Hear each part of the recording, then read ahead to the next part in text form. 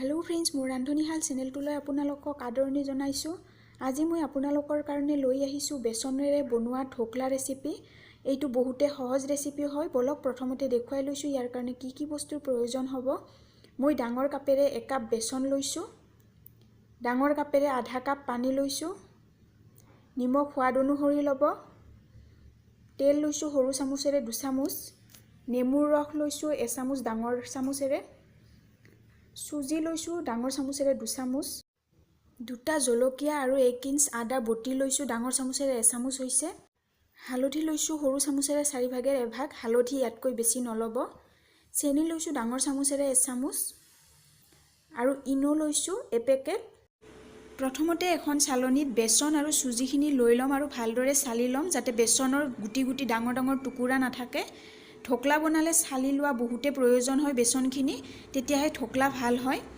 আৰু এতিয়া ইয়াত চেনি আৰু হালধিখিনি লৈ লৈছো। হালধি ইয়াতকৈ বেছি নিদিব, পিছত নহলে ইনো দিলে হালধি বেছি হলে ঢোকলাটো ৰঙা হৈ যাব পাৰে কালাৰ। আৰু এতিয়া নিমখ লৈছো 1 চামুচ, আপোনালোকে সোৱাদ অনুসৰি দিব। নেমুৰ ৰসখিনি লৈ লৈছো আৰু লগতে আদা আৰু জলকীয়াৰ বটাখিনিও লৈ লৈছো আৰু গোটেইখিনি ভালদৰে এবাৰ মিহলি কৰি লৈছো। আৰু এতিয়া অলপ অলপকৈ পানী দি এইটো মিহলি কৰি গৈ থাকিম। এইটো ভালদৰে মিহলি কৰিব যাতে বেচনৰ গুটি গুটি নাথাকে আৰু অলপ অলপকৈ পানী দি মিহলি কৰি গৈ থাকিব। পানী এবাৰত বহুত বেছি নিদিব। আৰু ইয়াৰে থিকনেছটো আমাক ভিডিঅ'টোত দেখুৱাৰ দৰে যিমানখিনি দেখাইছো সিমানখিনিয়ে লাগিব। আমাক 1 কাপ বেচনৰ কাৰণে আধা কাপ পানীৰ দৰকাৰ হৈছে। আৰু এতিয়া 1 চামুচ তেল লৈ লৈছো সৰু চামুচেৰে আৰু গোটেইখিনি ভালদৰে মিহলি কৰি লৈছো। আৰু ঢাকনিৰে ঢাকি 20 মিনিটৰ কাৰণে এইটো ৰাখি দিম। আৰু ইপিনে গেছটো জ্বলাই কুকাৰ এটা ৰাখি দিছো। আপোনালোকে ডাঙৰ কেৰাহীও ব্যৱহাৰ কৰিব পাৰে। কুকাৰত 2 গিলাচ পানী লৈ লৈছো আৰু এডাল কেৰাহী থোৱা ষ্টেণ্ড এনেকৈ পানীত ৰাখি দিছো। ধ্যান ৰাখিব যাতে পানীখিনি ষ্টেণ্ডডালৰ তলতে থাকে, ওপৰলৈ নাহে। কুকাৰৰ ঢাকনিখনৰ চিটিটো আৰু ৰাবাৰডাল গুচাই ঢাকনিখন বন্ধ কৰি পানীটো উতলিবৰ কাৰণে ৰাখি দিছো। আৰু ইপিনে এটা ডাঙৰ বাটি লৈ লৈছো, টিফিন বাটি লৈছো। আপোনালোকে এনেকুৱা যিকোনো বাচন ল'ব পাৰে। আৰু তাত 1 চামুচ তেল লৈ চাৰিওফালে মিহলি কৰি দিছো যাতে ঢোকলাটো সাইডত লাগি নধৰে। আৰু এইটো ৰেডি কৰি সাইডত ৰাখি দিছো। আৰু 20 মিনিট পিছত ঢাকনিখন গুচাই ঢোকলাৰ মিশ্ৰণটো এবাৰ মিহলি কৰি লম গোটেইখিনি ভালদৰে। আৰু ভালদৰে মিহলি কৰাৰ পিছত ইয়াত ইনোখিনি লৈ লম আৰু 15-20 ছেকেণ্ড মান এটা দিশতে এইটো মিহলি কৰিম। এইটো দেখিছে আগতে যিমানখিনি মিশ্ৰণ আছিলে এইটো ডাবল হৈছে, ফুলি গৈছে। আৰু এইটো ইমিডিয়েটলি তেল হানি থোৱা টিফিনটোত লৈ ল'ব। এইটো জলদি জলদি কৰিব, নহলে ইনো দিয়াৰ পিছত এইটো দেৰি কৰিলে এইটো ঢোকলাটো নুফুলিব। আৰু অলপ এনেকৈ ঠেকেচি দিব যাতে সমান হৈ যায়। কুকাৰৰ ঢাকনিখন খুলি লৈছো, পানী উতলিছে আৰু গেছৰ জুইটো কমাই লোত ৰাখিছো যাতে হাতত পানীৰ ভাপটো নালাগে। আৰু সাৱধানেৰে টিফিনটো ষ্টেণ্ডডালৰ ওপৰত ৰাখি দিছো। মই ইয়াতে গেছৰ ফ্লেমটো মিডিয়ামত ৰাখিছো আৰু ঢাকনিখন বন্ধ কৰি মিডিয়াম ফ্লেমত 20 মিনিটৰ কাৰণে ৰাখি দিম। 20 মিনিট পিছত কুকাৰৰ ঢাকনিখন খুলি এবাৰ ঢোকলাটো চেক কৰিম। এখন ছুৰী নহলে এডাল ষ্টিকেৰে ঢোকলাটোৰ মাজত সুমুৱাই চেক কৰিব। যদি ষ্টিকডাল ক্লিন আহে তেতিয়াহলে ঢোকলাটো হৈ গৈছে। আৰু কিবা যদি লাগি আহে তেতিয়াহলে 4-5 মিনিটৰ কাৰণে পুনৰ ৰাখি দিব। আমাৰ হৈ গৈছে কাৰণে গেছটো বন্ধ কৰি লৈছো। আৰু এনেকৈ অলপ সময় ঠাণ্ডা হোৱাৰ পিছত ঢোকলাটো উলিয়াই আনিছো কুকাৰৰ পৰা আৰু সাইডত অলপ ঠাণ্ডা হ'বৰ কাৰণে ৰাখি দিছো। ঢোকলাৰ তৰকা বনাবৰ কাৰণে লৈছো নৰসিংহৰ পাত এমুঠি, চেনি সৰু চামুচেৰে 1 চামুচ, ধনিয়াৰ পাত ডাঙৰ চামুচেৰে 1 চামুচ, কেঁচা জলকীয়া কাটি লৈছো 3টা, নাৰিকলৰ ৰুকা লৈছো 1 চামুচ ডাঙৰ চামুচেৰে, পানী লৈছো ডাঙৰ কাপেৰে আধা কাপ, তেল লৈছো ডাঙৰ চামুচেৰে 3 চামুচ, নিমখ লৈছো সৰু চামুচেৰে 3 ভাগেৰ 1 ভাগ। আপোনালোকে সোৱাদ অনুসৰি ল'ব পাৰে। ৰঙা সৰিয়হ লৈছো ডাঙৰ চামুচেৰে 1 চামুচ, নেমুৰ ৰস লৈছো ডাঙৰ চামুচেৰে 1 চামুচ।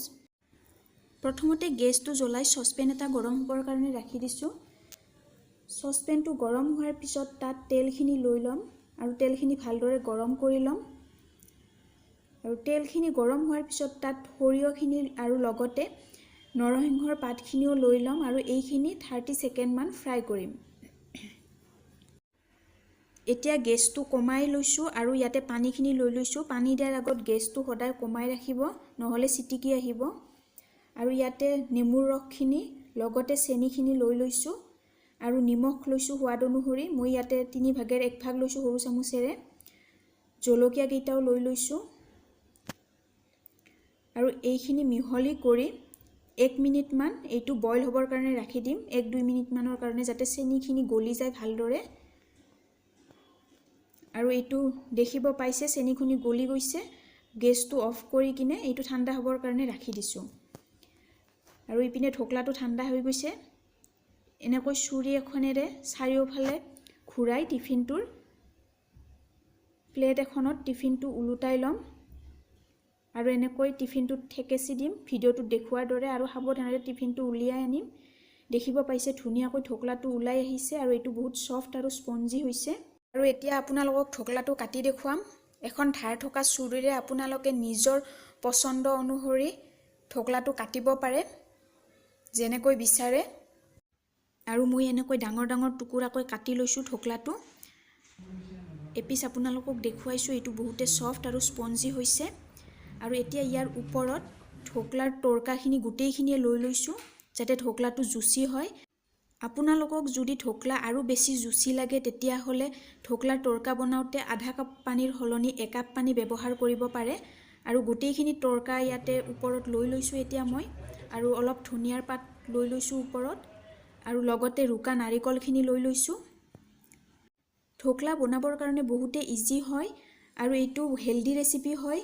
গতিকে আপোনালোকেও বনাই এবাৰ টেষ্ট কৰিব। ভিডিঅ'টো যদি চাই এতিয়ালৈকে ভাল পালে তেতিয়াহ'লে লাইক কৰক, শ্বেয়াৰ কৰক, আৰু মোৰ চেনেলটো যদি এতিয়ালৈকে ছাবস্ক্ৰাইব কৰা নাই তেতিয়াহ'লে ছাবস্ক্ৰাইব কৰক। লগত থকা বেল আইকনটোতো ক্লিক কৰক যাতে মই ভিডিঅ' আপলোড কৰিলে আপোনালোকে নটিফিকেশ্যন পাই যায়। ভিডিঅ'টো শেষলৈকে চোৱাৰ বাবে আপোনালোকক বহুত বহুত ধন্যবাদ। পুনৰ লগ পাম নতুন ৰেচিপিৰ সৈতে।